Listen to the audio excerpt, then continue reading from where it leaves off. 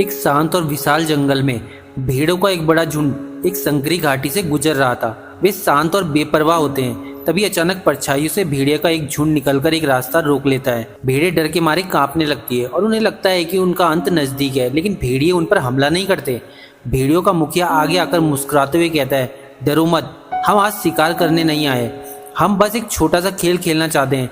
सूर्यास्त के समय जो भेड़ सबसे पीछे रहेगी वो हमारी होगी। भेड़िए एक तरफ हट जाते हैं। वे ना तो पीछा करते हैं और न ही डराते हैं, बस इंतजार करते हैं। भेड़ों के मन में एक विचार आग की तरफ फैल जाता है, मुझे बस आखिरी नहीं होना है। ये सोच धीरे धीरे एक बड़ी भगदड़ में बदल जाती है।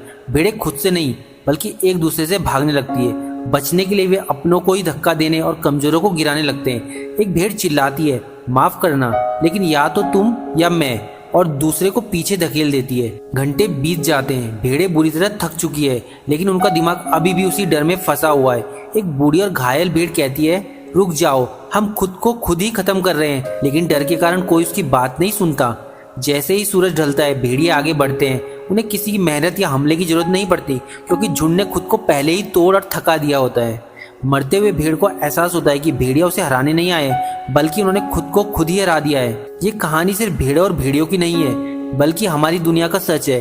कई बार असली दुश्मन हम पर सीधा हमला नहीं करते, वो सिर्फ हमारे मन में एक बात बैठा देते हैं कि जब तक तुम दूसरों से आगे नहीं हो तब तक तुम सुरक्षित नहीं हो।